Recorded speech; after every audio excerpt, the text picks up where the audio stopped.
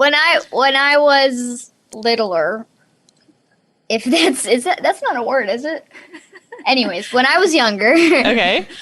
we were at a indoor playground, and when we were driving home, right?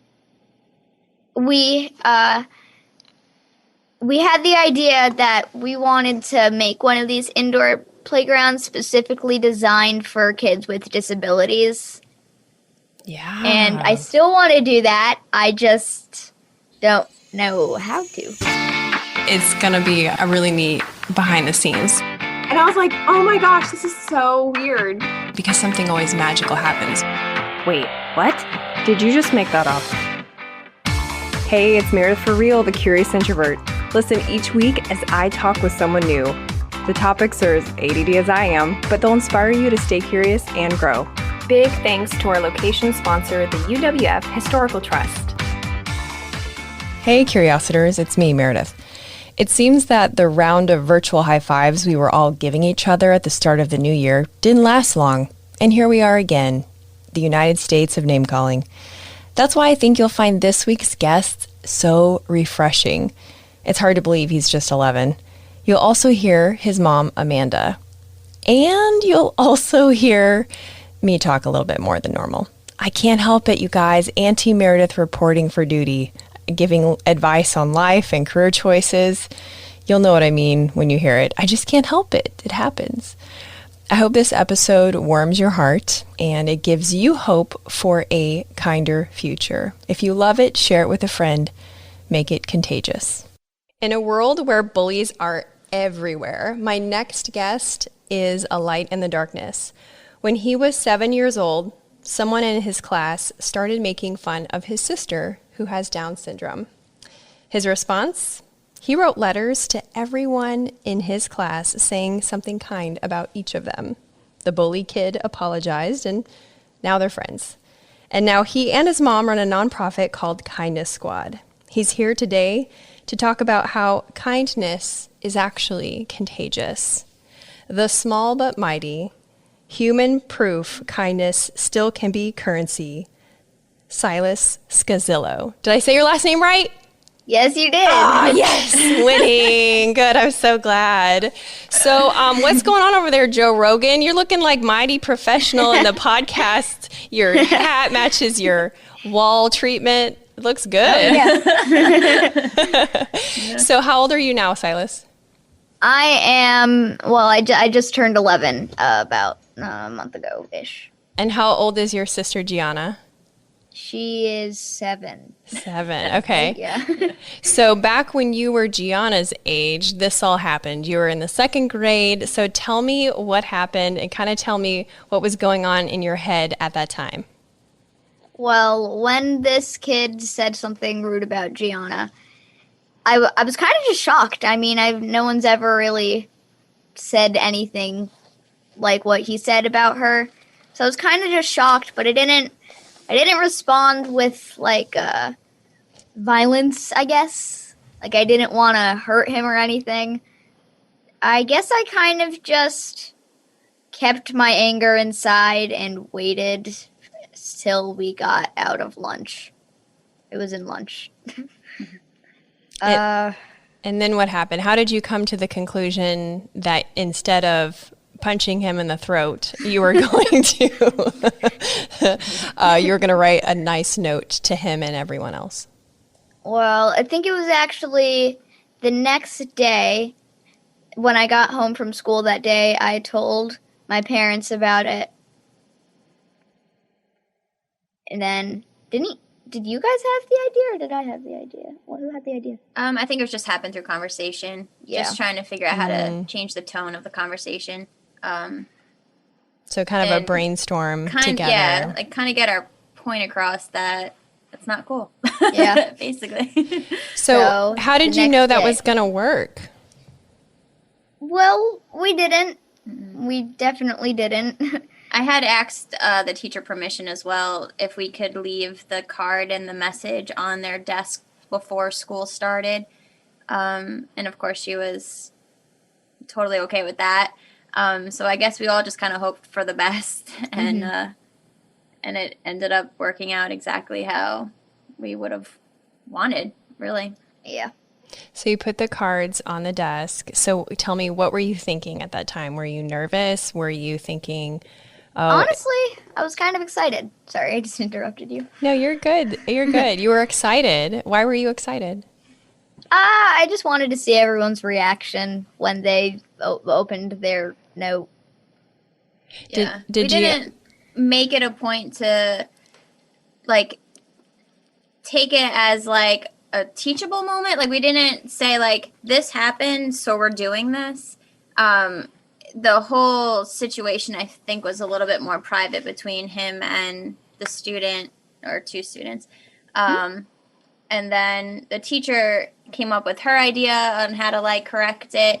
But we just figured, why don't we just, kill him with kindness. So, and that's kind of what led to, and he just kind of wrote, like, I like the way you color your hair. Like, he just wrote, like, different things about everyone in the class, especially kids that he wasn't necessarily, like, even that close to, friend-wise, but it still gave him an opportunity to say, like, acknowledge something about everybody in the class. And I think it kind of threw a few of them off. Oh, I bet it did. I bet they were shocked. Yeah. Silas, have you ever heard of something called cancel culture? No. Daddy keeps saying that, actually. Yeah.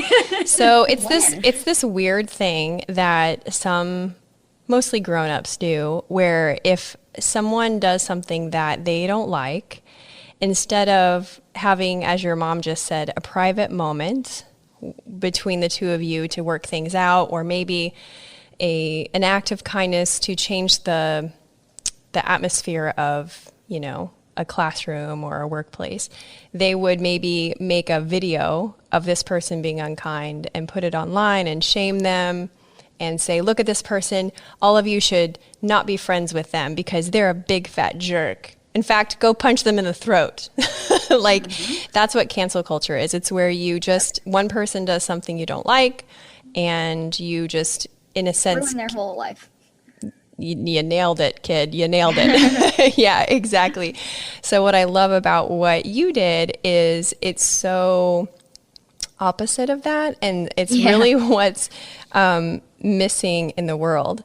When you did that, though, how aware was your sister of what you were doing? Well, not aware at all. Yeah, she wasn't even at the school yet. So, but she's known. I mean, with his dad being a teacher at the school, we're up there a lot, so she's no secret. So everybody definitely knows who she is. And I think this particular student knew a little bit more about her through an outside group that he was in. And so he was definitely more aware of her.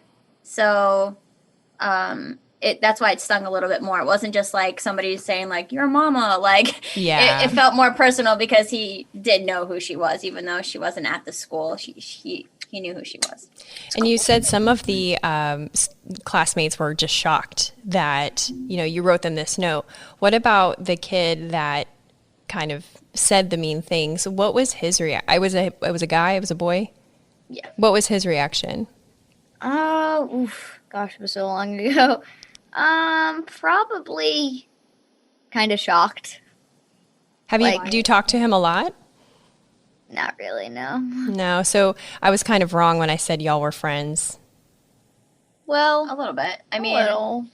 I mean, I haven't really talked to the kid in... I think you guys separated in classrooms. I don't think you guys, they weren't in the same, like, class anymore after that. But safe to say you're certainly not enemies anymore. Correct. Yeah. Well, what do you... Be free. Now with the kindness squad, you do lots of random acts of kindness like this. They're not all random, but lots of acts of kindness. What, as an 11-year-old, I am dying to know what, a super cool 11-year-old, what do you hope to accomplish with the kindness squad? Well, can I say it? Okay. I don't know. We want to selflessly enrich the lives. Selflessly enrich the lives of others. I love it. That's our mission statement. Oh, is that why you're asking your mom if you could say it? Because you had just come up with it. That's pretty good. I like it. That's a pretty good mission statement. If Kindness Squad was like a superhero team, kind of like the Incredibles or the Justice League, what would your superpower be? Well, make people kind. Make people like wave a magic wand and then they're kind. You create some smiles and some joy. Well, our mission is to spread kindness. Mm-hmm. So, well, what are some of the other ways that you're? Yeah, right. That would be great, and that would be very, satisfying if someone was mean to you at the grocery store and you could just do those, like hands, and then all of a sudden they would be kind to you and like buy you chocolates or something. That's how I prefer kindness in the form of chocolate. So I'm a little biased. So who else would you want on your magical team if you were as a superhero team? Who else would you want to be a part of that? Dwayne Johnson. I knew it. And tell me why, Silas. 'Cause he's cool. He is cool. And he's kind. And Andy's kind. And since he's so famous, if he was kind, then more people would want to be kind because he's super famous. Yes, that's so true. Yeah. But I think that you can be very influential and not be super famous, because think of all the influence that you have. I mean, I am meeting you, and that's because of somebody that used to work with your kindergarten teacher, listens to the show. Shout out to Sandra Goodwin. And she told me all about you, and she's like, oh my gosh, you got to meet this kid. You got to meet his mom. So it's not just about meeting you, but it's because of what you do in your acts. So, which actually leads me to my next question. You've heard the question, like, what do you want to be when you grow up, right? Everybody asks that, and I still want to know that. But I'm more concerned in, have you ever thought about who you want to be when you grow up? What kind of person? If you could describe an ideal adult version of you, what would that look like? Oh boy. If you give me a good answer, maybe I'll talk to your English teacher and we can give you essay credit for this.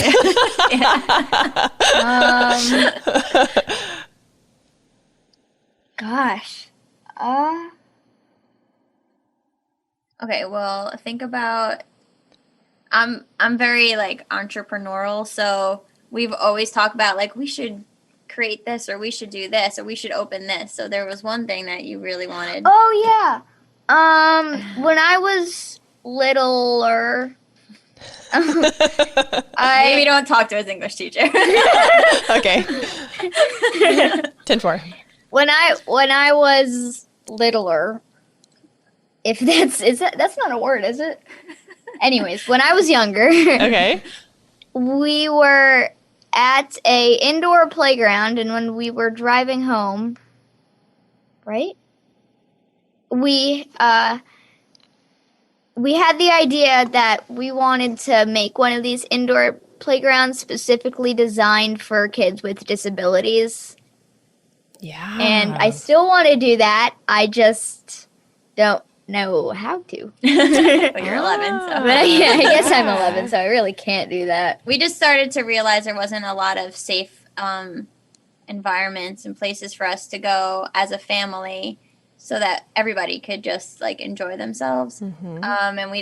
And a place where you could go and not feel like you have to say, oh, sorry, mm-hmm. For maybe some behavior that was happening, or whatever the case may be, or taking a little bit longer to get up the steps on the playground, something like that. So, or maybe instead of adding steps, a ramp for people with wheelchairs. Right. Exactly. So, That's a great idea. goal And I was- shared know. with Should you. we not have shared that actually? No, I'm just Yeah, kidding. right. Well, I think that it's more doable than you might think. I shared with you before, my brother had cerebral palsy, and when we were little kids, my aunt took us to a very special playground in Omaha, Nebraska that is exactly what you're describing.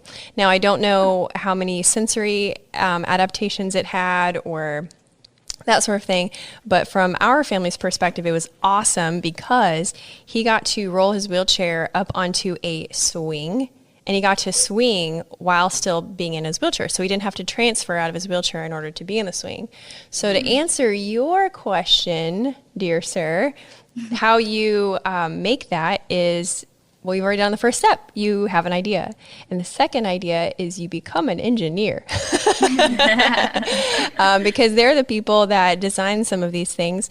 And then there's also the advocacy part, the political part, where local governments pay to have these sorts of things built. So you are already doing the advocacy part, and you've already had the idea. So I think you are well on your way to be someone who not only creates cool playgrounds, but maybe you'll create cool other things too. So that's the great thing about who you are. So you don't need to be The Rock.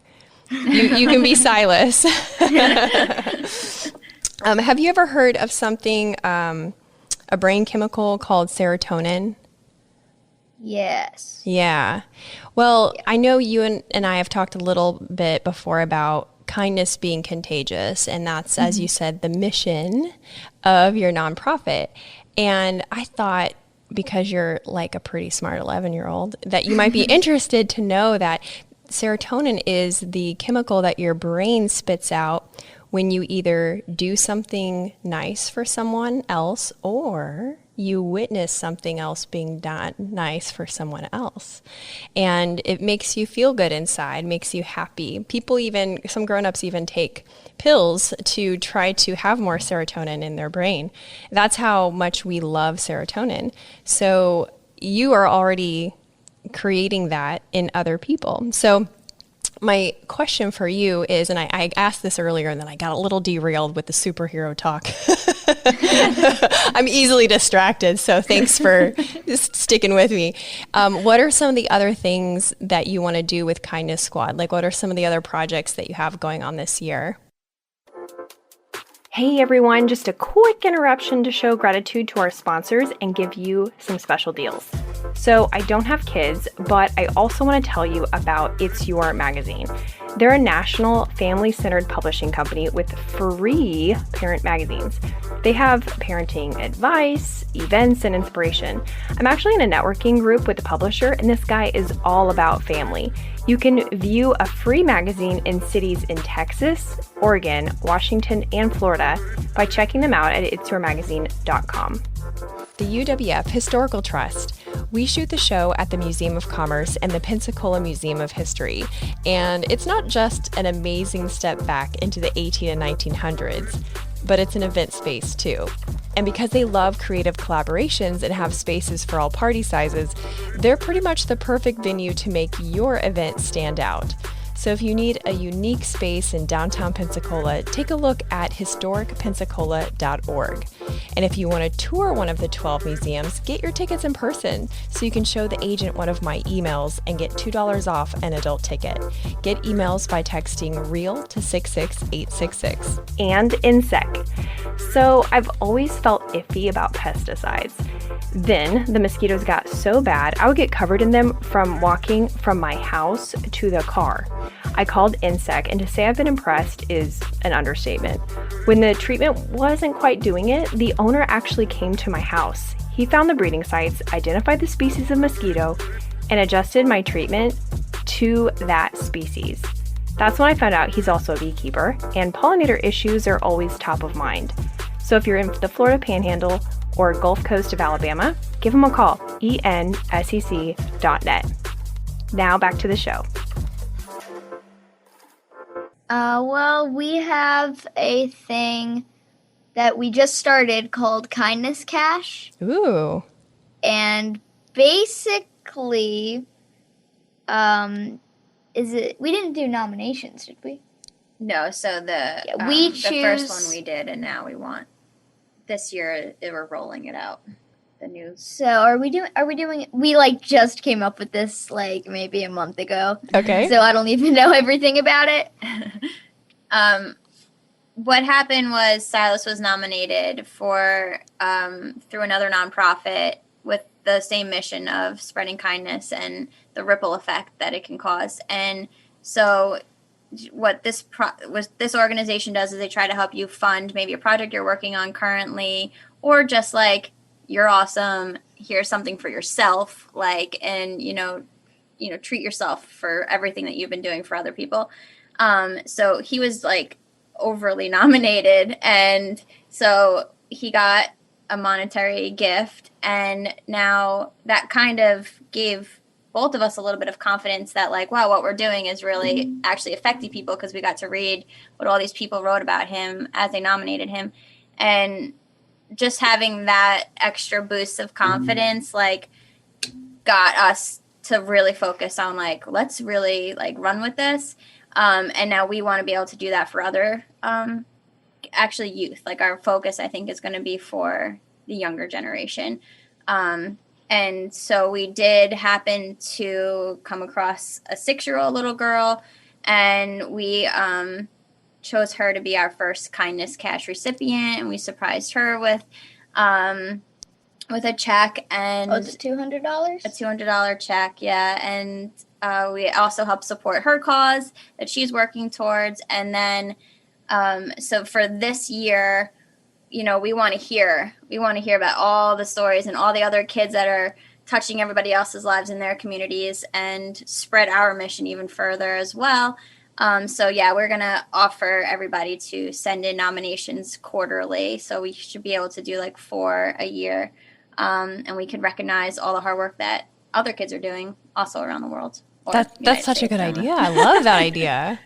Yeah. Because that spreads it even more. Her ripple effect is, we're taking that and we want to, respect what she did and then continue it. Yeah, that sounds great. Have you had any interaction with other people in the community of families that have members with Down syndrome, or what does that look like for you and your family? Well, Gianna goes to what would you call it? The dance studio, yeah. Yeah, but she's in a dance class with other kids. We kind of started. It was hard for us to find a class for our girls at that age, because they would typically already have been dancing on maybe a couple years already. But our local community, we got together and we found a dance studio that would accept our girls and work with them. So we kind of started our own dance class with all of our girls with Down syndrome, and then other kids with disabilities started to join in as well. Okay, so I guess so she was at that, and a special needs dance class. Yeah, it's kind of like a special needs dance class. I was just trying to find the word. We call it creative movements. And you said with all of our girls with Down syndrome. And then she's in actually a full inclusion dance class as well. And you said with all of our girls with Down syndrome. So what do you mean by that? It seems like in our county, like it's like a group of 10 and older, and then there was like a whole group that was like all of our girls were the same age that have Down syndrome. So our parents got together, and the parents got together and then said like, let's get our girls in dance and let's figure out how we can get them to interact with each other as well, because there's really like one student with Downs like in every school. Like we're all like scattered around, so we were like, it'd be cool to get them to come together. And our local Down syndrome organization is building and growing, so there should be more community events and things so that we can all get together also and share what we got going on. And yeah, that community makes a big difference. And for you, Silas, what's something really cool about having a sister with Down syndrome? Well, we don't get into as much fights as normal siblings do. Like, one of my friends gets into like fist fights with his sibling. Don't say any names. I'm not going to say any names. But, me and Gianna, if we do fight, it's just kind of like, stop it! Yeah. No!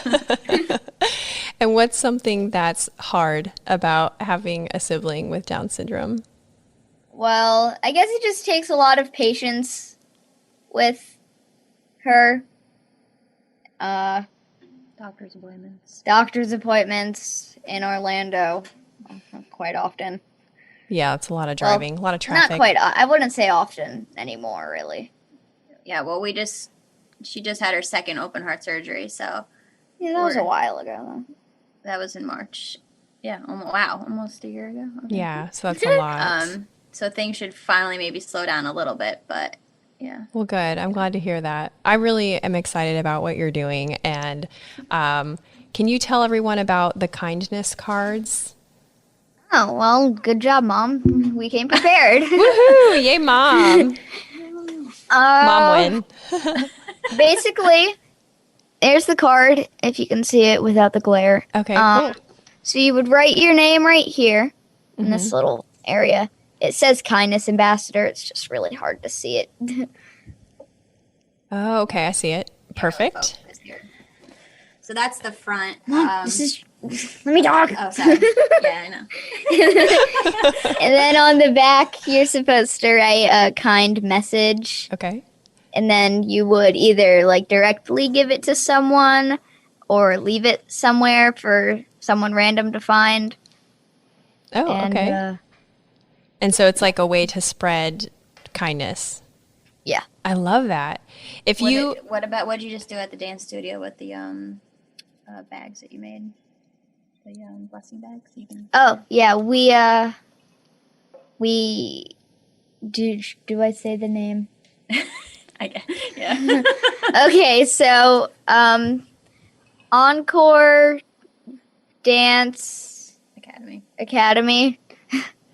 Wait, I thought it was performance. Yeah, and then they have a nonprofit Encore Performance Company. Oh, okay. Well, we kind of partnered up with them, I guess. Mm-hmm.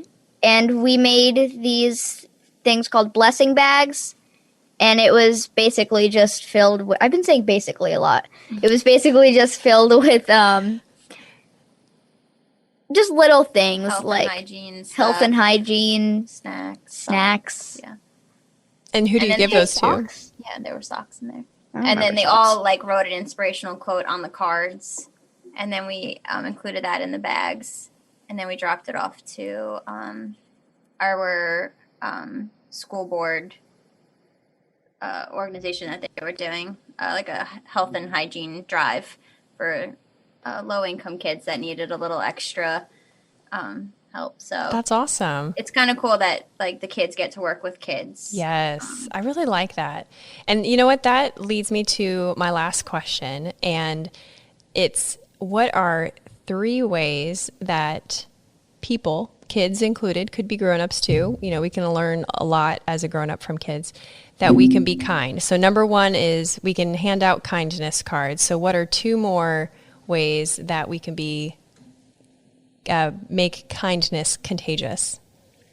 Okay, well, kindness cards, saying nice things.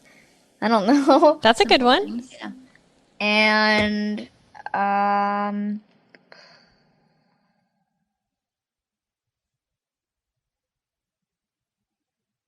I forgot the question. So. It was 3 ways that you could spread kindness and make kindness contagious. Oh, okay. There's kindness cards, saying nice things, and what's the third one? Well, you know what? Maybe our listeners can think of a 3rd one, and maybe they can message you and tell you what they think, and then you'll have this whole folder of ideas of how to be kind. So let's tell everyone how they can find your organization online and keep up with all the cool stuff you're doing. Okay, so our Facebook page is PLG Kindness Squad. Okay. And then we have an Instagram, but we haven't really started doing things on there. Okay, so Facebook is the best way for right now. Yes, Facebook. And I'll be sure to put the links to all of those Facebook, in my email that everyone gets at the end of the week where this airs. That way they can easily connect with you. They can maybe buy some kindness cards to spread over their community. So that'll be great. Is there any final thoughts that you want to leave us with before we wrap it up? Well, I do soon, probably, hopefully soon, want to start making Kindness Squad merchandise. Ooh, merch. Like shirts, maybe hats. Probably just shirts to start off. I like that. I think We'll that's see a how great that idea. does. And yeah. Since this idea all stemmed from kindness shown to us through Down syndrome and having a heart defect and kind of meeting new people through that way. It started off as Peace, Love, Gianna, and that's how we spread awareness. And then that's how we also were sharing, and we were holding ourselves accountable to share our acts of kindness that we were doing every day through her Facebook group page. So our website is also peacelovegianna.com. PLG, And then Peace there's Love Gianna. also a whole section on the Kindness Squad specifically. So that's also like another good place to go to keep up with what we got going on. All right. Well, I love it. I'll make sure that I put all that in the notes and all that in the episode description. So thank you all so much, Silas, Amanda. It's an honor, and we really appreciate it. Yeah, that's awesome. That's you. a wrap. Woo! Thanks for listening. If you liked this episode, you might also like episode 45, where I chat with an 11-year-old with autism and his mom. Next week, I talk with a man who started his lifetime of entrepreneurship by selling ice cream by boat when he was just 16. We talk about how to turn an idea into the tangible. So stay tuned, and in the meantime, leave a review on Apple Podcasts.